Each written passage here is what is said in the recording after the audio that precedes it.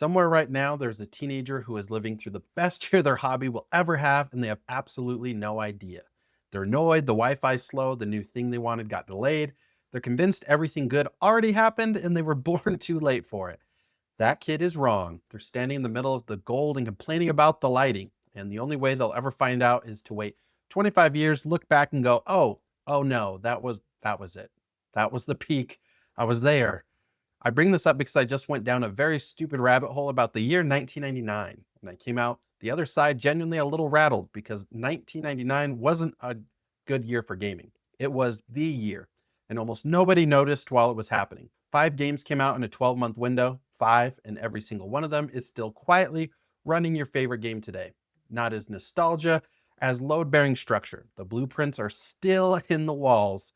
So let me show you the receipts. Start with a mod. Some guys took the engine from Quake, ripped it apart, and built a thing where you pick a class, a heavy guy, a fast guy, a sniper, and you shoot each other over a flag.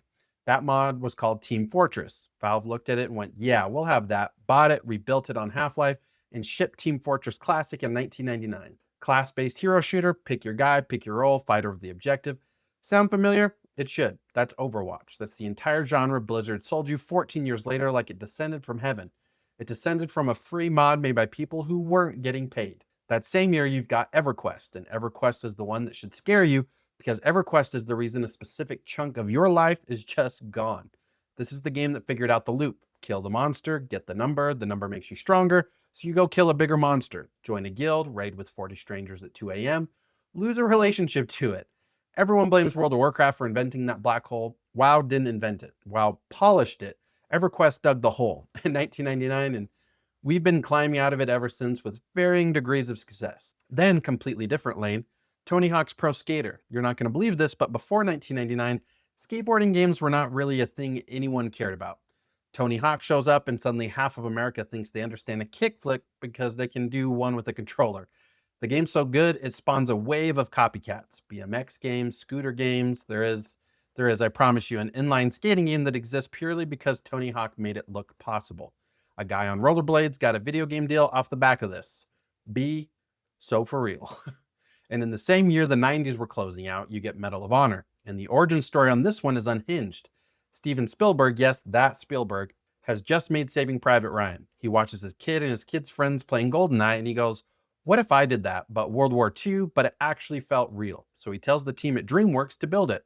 Medal of Honor comes out. It's a hit, and a couple years later, a different group of developers looks at it and goes, we could do that, and they make a game that is, by their own lineage, basically a Medal of Honor clone. Same era, same war, same idea.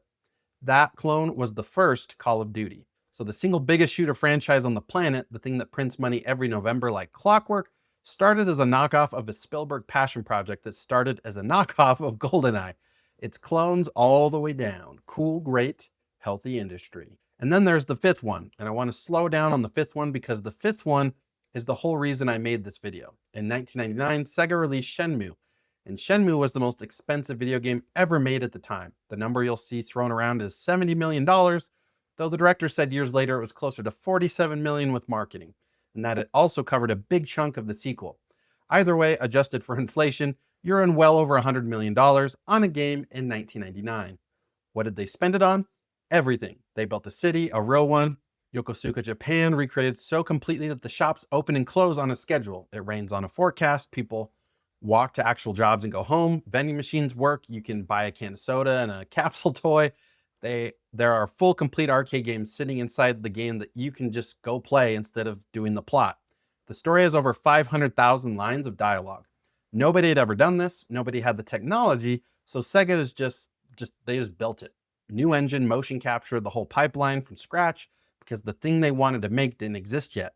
So they made the tools to make the thing and then actually made the thing. Here's also where it gets genuinely dark. It sold about 1.2 million copies, which for almost any game is a win. Pop the champagne. For Shenmue, it was a catastrophe because the math on it was impossible. The way it gets described, every single person who owned a Dreamcast would have had to buy Shenmue twice for it to break even. Twice. Everyone who owns the console, 2 copies each. That's not a sales target. That's a hostage situation. It didn't recoup. It couldn't recoup. And a little over a year later, Sega announced it was done making consoles forever. The Dreamcast, genuinely beloved, ahead of its time, dead. Sega walks out of the hardware business and never comes back. The most ambitious game of the year helped kill the company brave enough to make it. Now here's the part that actually rattled me, and it's not the failure, it's who's allowed to fail like that anymore. Think about what Sega did. They looked at a game with no guaranteed audience and no proven genre that required inventing technology that didn't exist, and they said, we believe in this so much, we'll bet the entire company on it, and they lost. And it was catastrophic. And it was also one of the most influential games ever made. You can draw a straight line from Shenmue to basically every open world you've played since. Grand Theft Auto's Living Cities, the side quest you do instead of the main mission, the world that keeps moving when you're not looking. All of it. That bet built the future. It just didn't build it for them, sadly. And the thing I keep getting stuck on is nobody gets to make that bet now. Not like that. A modern publisher would never greenlight Shenmue. The risk committee would laugh it out of the building. You don't invent a genre anymore. You A/B test a battle pass. You don't build a city that runs on its own schedule. You build a map with 3 towers and a microtransaction store. The swing for the fences, bet the house. This might bankrupt us, but imagine if it works energy. That's the thing 1999 had that we traded away. We optimized it out. We made the industry too safe to make a Shenmue, and then we wonder why everything feels like everything else. So let's drop the bit for just a second. That teenager I started with, the one living in the gold and not seeing it, that was somebody in 1999. Some kid sitting on a carpet that does not exist anymore, in a living room that's been renovated twice since holding a Dreamcast controller, playing a game where a guy looks for sailors in his own neighborhood and being kind of bored by it. Honestly, because it was slow and weird and nothing exploded. And that kid had no idea they were holding the most expensive, most ambitious, most reckless act of faith the industry would produce for a generation. They didn't know they were at the peak, and you never do. That's the cruel part. You don't get the memo while you're in the good old days. You only ever find out from the parking lot of the future looking back. And the reason that it hits me is I think we're all the kid right now about something. Some game, some studio, some weird ambitious swing happening this year that we're scrolling past and rolling our eyes at. And in 25 years, somebody's going to make a video about how that was the moment and how we were all too busy being annoyed to notice. Okay, sentiment's over, back to it. Because I left out the funniest part of the Shenmue story, the demo. To promote it, Sega shipped a playable demo where the entire goal is to wander around town, searching for Sega's own managing director, a real executive. That's the demo. Go find our boss. I cannot improve on that. That's a company that spent $70 million. And one of the things it produced was, please go locate our middle management. So here's where I land. I'm not sad these games failed, the ones that failed. I'm sad we built a machine that can't produce them anymore. 1999 was the year 5 different gambles paid off so hard, they're still paying out today. And the one that lost is arguably the most important of all of them. That's an industry that was alive, willing to be stupid, willing to lose everything on a feeling. I'd take 10 more Shenmues that bankrupt their studios over 100 more games that were focus grouped into a paste. At least the Shenmue people meant it. If this video pulled you out of a Wikipedia rabbit hole at 1 in the morning, first of all, same, that's where I found this whole thing. You should probably go to sleep, but subscribe first and tell me in the comments, what's the 1 year in gaming you'd live through again if you could? Not the best games, the best year, the one where it felt like anything was possible. I want to know which carpet you were sitting on. I'll see you in the next one. Cyler, out.